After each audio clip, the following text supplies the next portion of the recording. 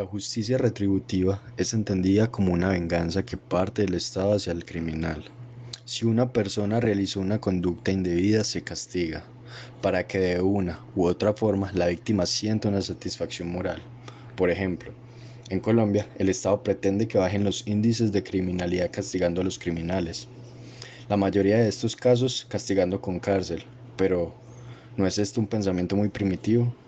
¿Ayuda en algo castigar a los criminales? Pues hoy vamos a discutir este tema con un invitado graduado en el área de Derecho y una nueva integrante en el equipo llamada Sara. Sin más preámbulos, comencemos. Luis, ¿consideras que la detención intramural ayuda a que los índices de criminalidad bajen? No, no lo creo. Definitivamente las penas cuyos fines están declarados hacia la prevención de los delitos realmente no han reportado disminución en las tasas de delincuencia.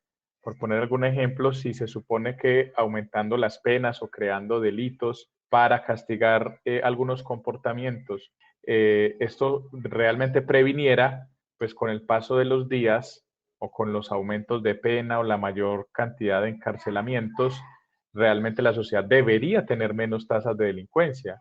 Y realmente lo que uno observa es que las tasas de delincuencia se mantienen e inclusive aumentan correlativamente con las tasas de encarcelamiento. Es decir, que mayor encarcelamiento no implica menos delitos.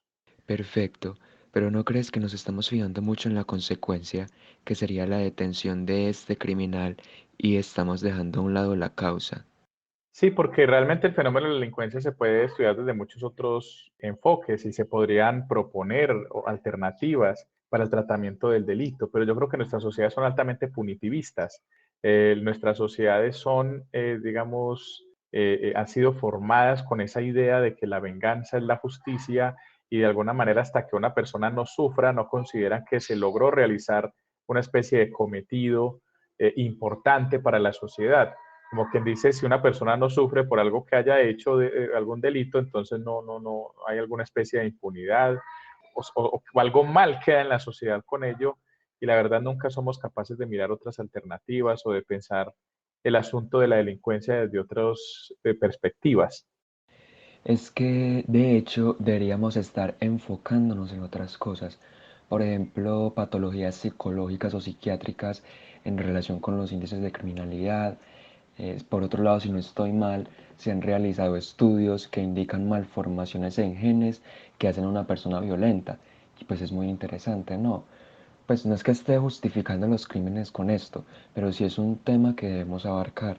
De acuerdo, pero de todas maneras esos estudios que tratan de decir que las personas delinquen porque tienen alguna especie de determinación física, hay un determinismo que obliga a que la persona adopte unos comportamientos, pero realmente esos estudios han sido bastante problemáticos porque pues consisten en una especie de mezcla, como una cierta intromisión de las ciencias naturales en cosas sociales puramente valorativas. Por ejemplo, lo que consideramos que está bien o mal eso lo decidimos en democracia, eso no depende de un gen. Entonces, los temas relativos a a la política criminal, por ejemplo, qué comportamientos vamos a castigar, por qué razones, eso son cosas que decide la sociedad en democracia. Que existan o no algunas predisposiciones, quizás algunos factores que favorecen algunos comportamientos desviados, eso podría ser cierto, podría llegar algún momento en que se pruebe algo así, pero de ahí no necesariamente se deriva el hecho de que entonces a las personas se les deba tratar de X o de Y manera, porque por un lado a una persona no le puede tratar como una cosa. Si nosotros podemos identificar que hay personas que tienen cierta compulsión o digamos alguna enfermedad que determina que cometan delitos, pues básicamente, pues bueno, primero no es su culpa, ¿cierto? Y tenemos que mirar hasta qué punto es válido que nosotros como sociedad queramos invadirle, digamos, reprogramarle, tratarlo como si fuera una cosa, cuando realmente hemos acordado como sociedad que en un Estado democrático de derecho los seres humanos son fines en sí mismos, independientemente de las condiciones biológicas que sean. Entonces, con esta clase de estudios hay que tener muy buena beneficio de inventario, creo yo. Básicamente dices que tenemos que separar las ciencias naturales de las ciencias sociales. No tanto separarlas, sino tener mucha precaución a la hora de analizar los aspectos de la vida social como si fueran una especie de consecuencia necesaria de lo que son los avances de las investigaciones de las ciencias naturales. Es decir, por el hecho de que se pueda establecer que una persona tenga algún tipo de determinación biológica para comportamientos desviados, de ahí no se sigue necesariamente qué es lo que debamos hacer o no con esa persona. Siempre vamos como sociedad en democracia a decidir el deber ser con base en los principios que guían las sociedades. En este caso, yo, por ejemplo, acabo de manifestar uno, la dignidad humana.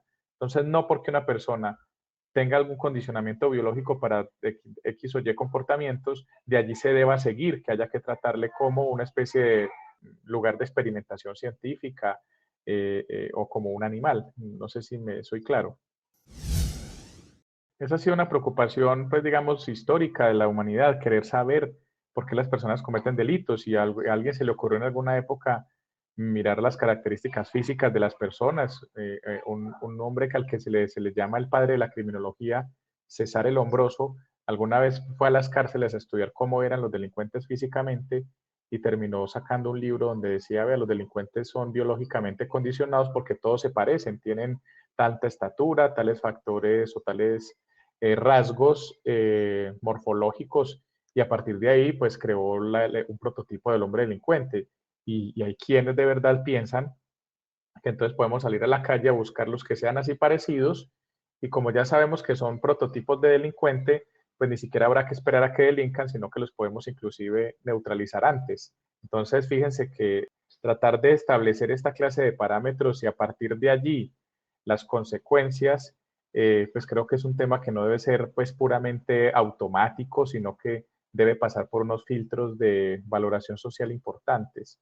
Más otra cosa que siempre habrá que mirar con sospecha eso de que es que hemos encontrado que el ser humano lo condiciona el gen no sé qué, o que entonces los seres humanos o las personas nacidas en tal parte, porque es que al delincuente lo han querido segmentar hasta por nacionalidad, por raza, y eso es verdaderamente un problema que raya con la discriminación y el autoritarismo, ¿no? Pero, ¿por qué hay que tener cuidado con estos estudios? No, no me refiero a los estudios están bien, ¿sí? Lo que me refiero es a las consecuencias que queremos atribuirles a los estudios. Y es como quien dice pretender que vamos a dividir a la sociedad entre buenos y malos, y los buenos son los que no tengan el gen y los malos son los que tienen el gen, y a esos malos hay que perseguirlos. Ese suele ser a veces el razonamiento que se sigue de esa clase de preocupaciones por las causas de la desviación social. Pero esta discriminación ya existe, ¿no?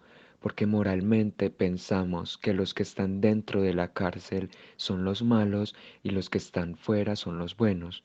Sí, estamos de acuerdo. Eso lo hacemos. Pero una cosa es que lo hagamos y otra es que lo debamos seguir haciendo, ¿no? Porque también hay estudios que muestran que los que están en la cárcel realmente son personas que cayeron en desgracia, son personas débiles, porque normalmente los que van a la prisión son personas de bajos estratos, de poca formación académica, son personas iletradas, pobres y generalmente por delitos callejeros, delitos digamos, de poca monta. Porque los delitos verdaderamente importantes o socialmente lesivos, esos no se persiguen. Las tasas de impunidad, por ejemplo, para el homicidio superan el 90%. Y por no hablar de los delitos contra la administración pública, que a nadie le interesa investigarlos.